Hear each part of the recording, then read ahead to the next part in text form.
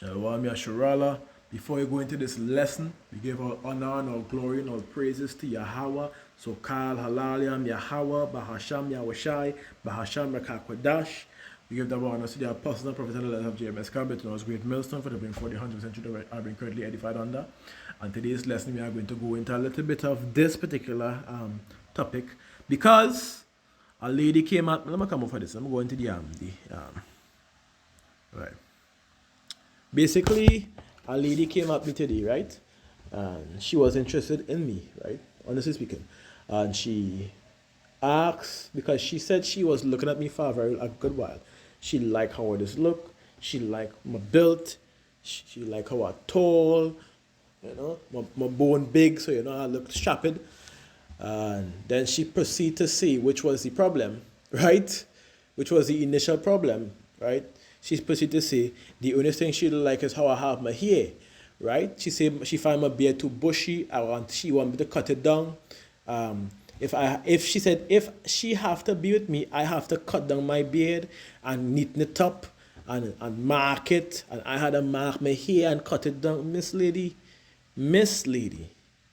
This is why I go and say it from the beginning.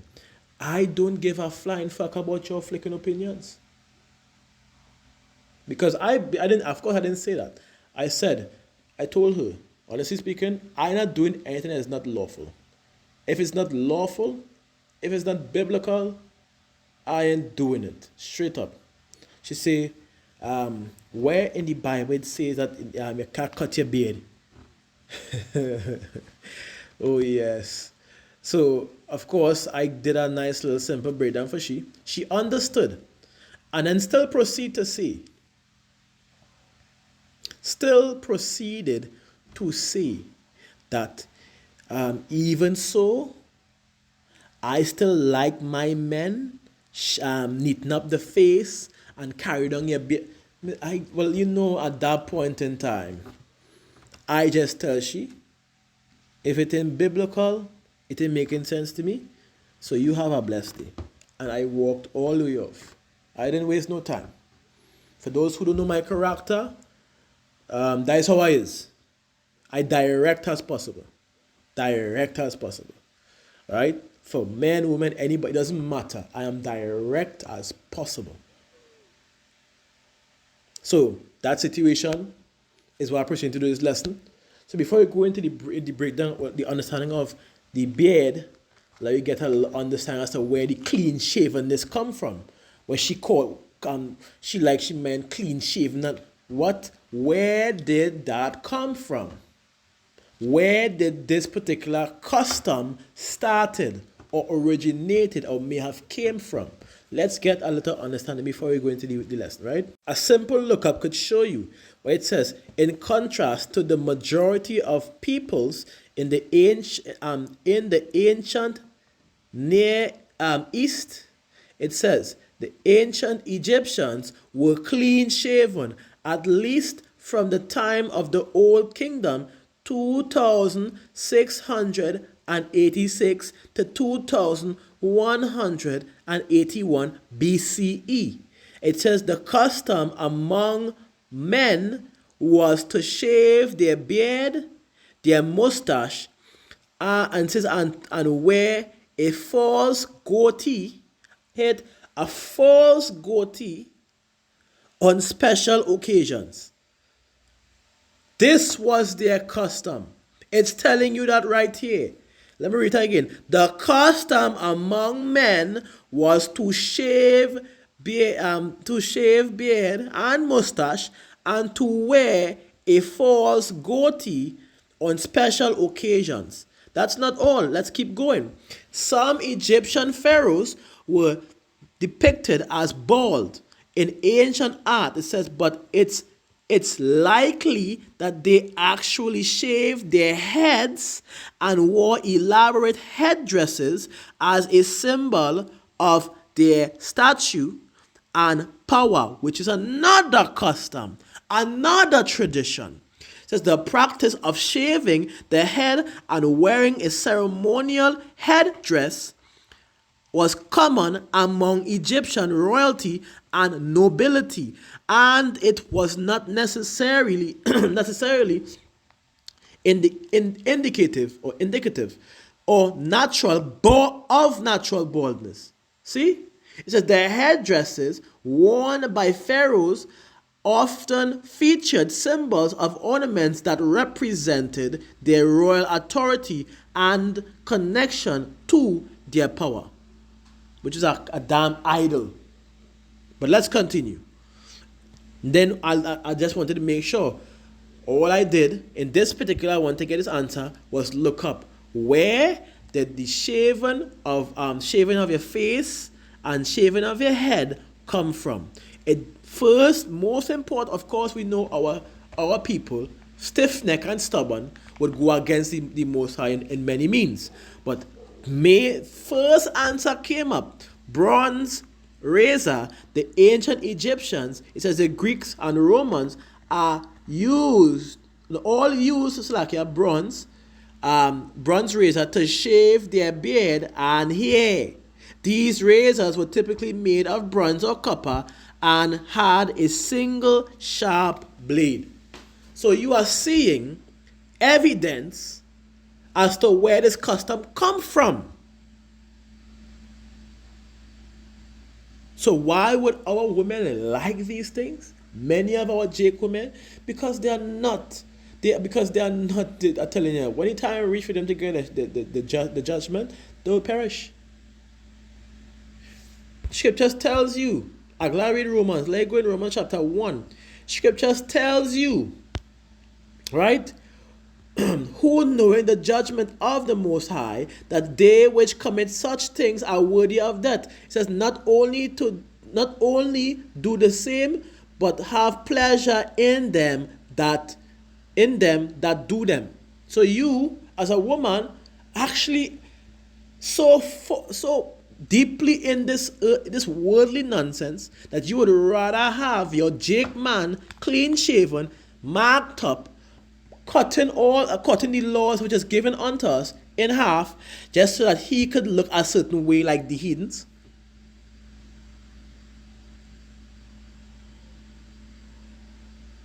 And then many women, when they come to me, would ask me why I always telling them no, I good.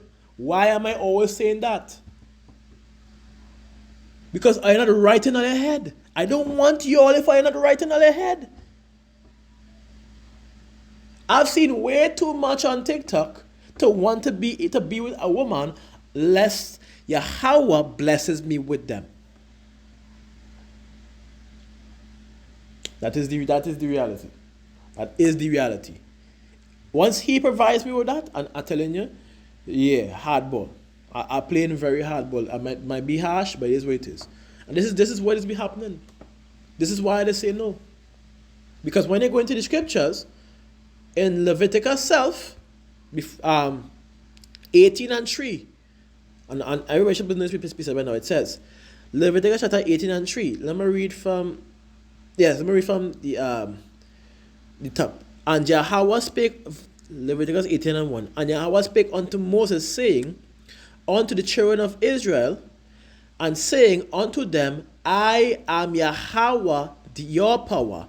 It says, after the doings, which is all now, because we passed that by now, after the doings of the land of Egypt, even though we are in spiritual Egypt, and they're still trying to push us in these customs by means of work to provide for our family and other means, after the doings of the land of Egypt, wherein ye dwelt, ye shall not do. You hear that? And after the doings of the land of the Canaan, whither I bring you, ye shall not do. Now here's the point. Neither shall you walk in their ordinances.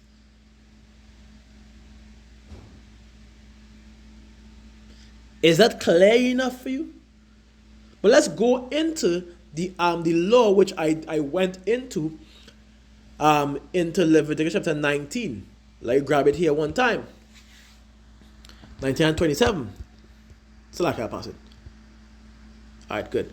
It says, straight to the point, Leviticus 19:27. Ye shall not wrong the corners of your head, neither shall thou mar the corners of thy beard. And let's go and get a better understanding into that. Real quick. When I go into that word ma, just to give a proper simple understanding, that word ma simply means to destroy. Look, wait, thou shalt right. Why is that happening? Look at it again.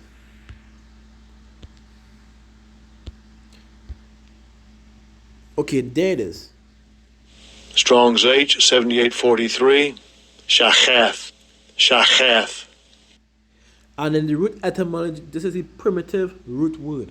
The primitive root. So the outline of biblical usage already gives the answer. To destroy, to corrupt, to ruin.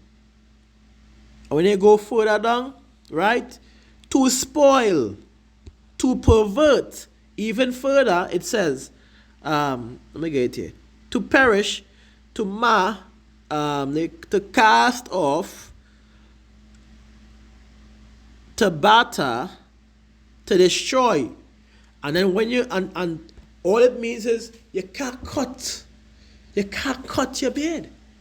In any point of cutting your beard, I'm going to get the definition. In any point of cutting your beard, you'd be corrupting it. Leave it as it is, let it grow. You'll be perverting, you'll be corrupting it. It's very simple.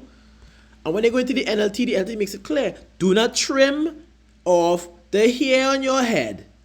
It says, the hair on your temples. It says, or, main point, trim your beards. You can't cut that. You can't cut that.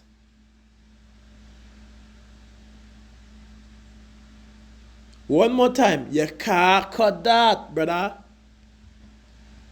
So all your sisters that want man to be clean shaven and neaten up and mark up and no.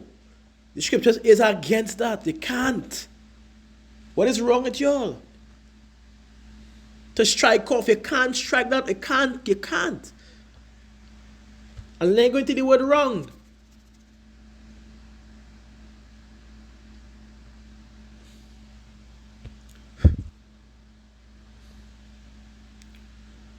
Right. It means to strike off. To strike off. It's a skin.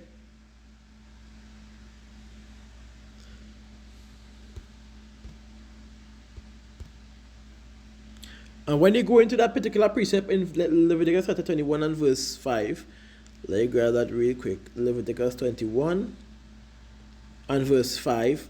Main parts, it is, they shall not make baldness upon their head.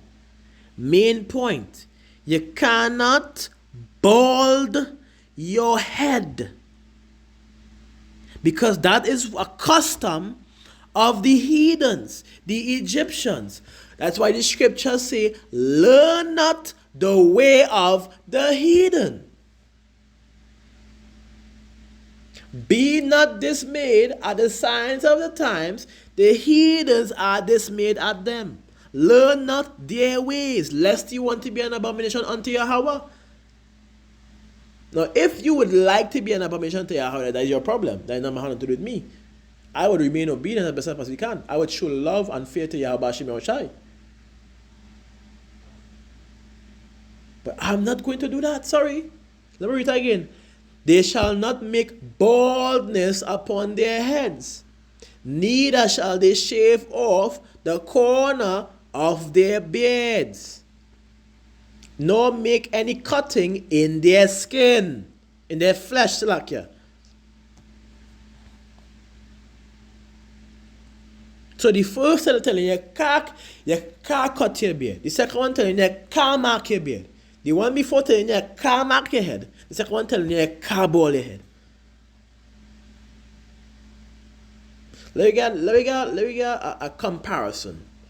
I want to get a unique comparison that agrees with the lesson itself. Because what it's saying here, it says, right here, straight to the point, they are not to have their hair cut off for the dead. It says, or the hair on their chins cut short, or make cuts in their flesh.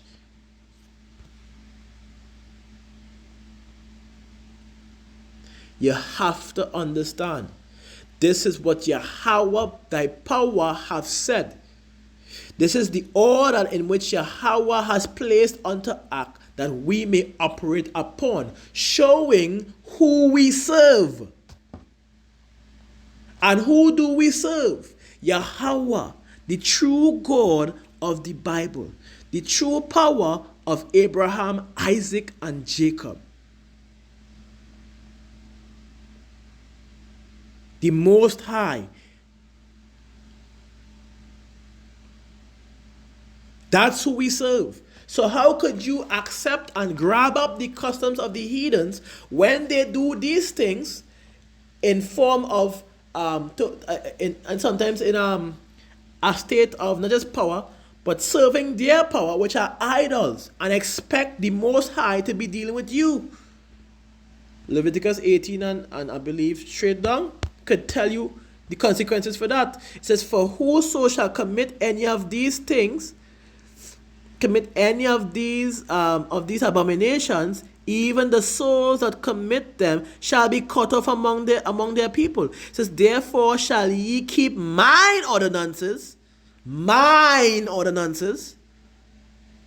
that ye commit not any one of these abominable customs which were committed before you, that ye defile not yourselves therein. I am Yahweh, your power. And the scriptures clearly tells you that the Most High hates all abomination, like at one time. 15 and 13.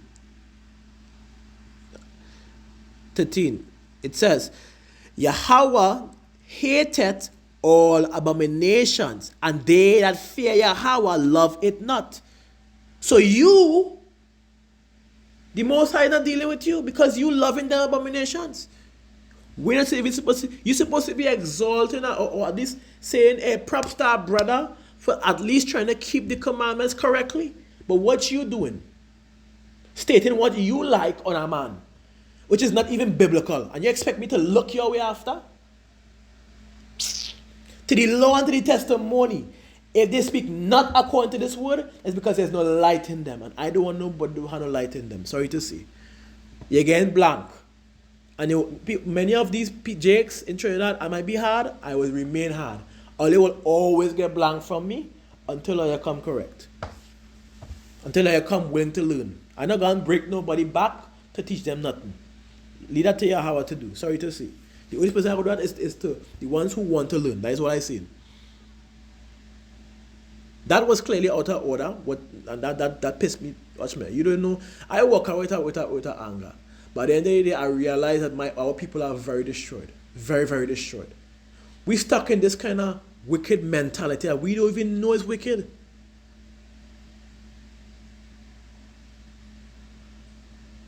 The scriptures tell you he had not commanded no man to do wickedly, neither had he given any man license to sin. So why would I decide or proceed to cut my flicking here like these heathens? Neaten it up, mark it, shave, nothing wrong with but I mean cutting it bald, no. Clean shaven, no. I ain't trying to look like no damn Esau or no Egyptian. I'm an Israelite. Sorry to say, I'm not doing that with you. I'm not doing that with all you. Come better than that. Come better than that. All your while in this scene at this point.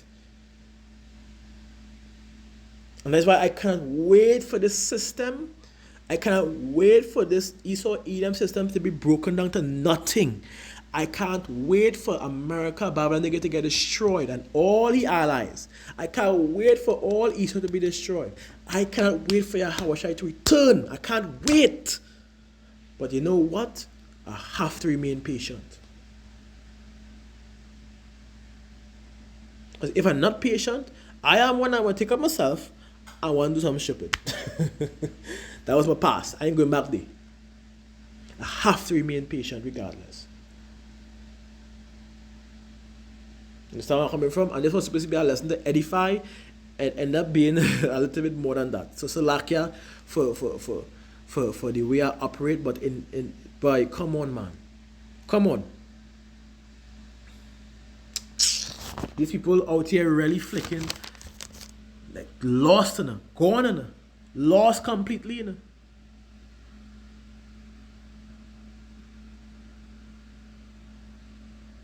The laws are not done away with. We still have to continue to do what we cannot decide that we are able to do. Rehearsing the righteous acts. So you mean to tell me that hey, these people just really think really dotish, you know. I just really think dotish, you know. Really and truly, boy.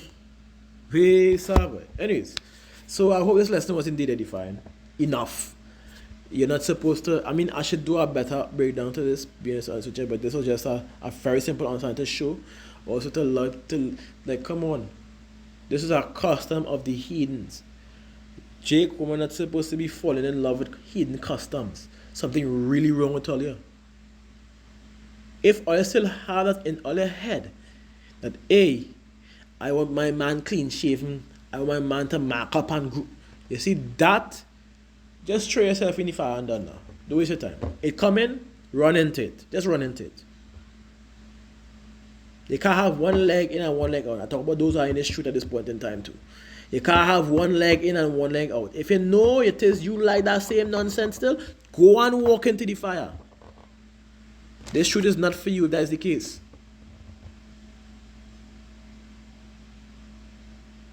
I might sound strict, I might sound harsh, I'm not tolerating that nonsense.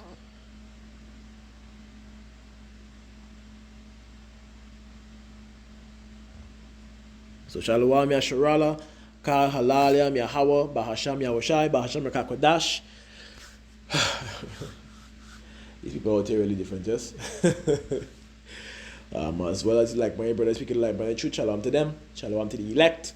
Shalom to the Tabernacle of David, and I am your brother Kazak Yasharala, and I hope this lesson was edifying, and this is me saying Shalom.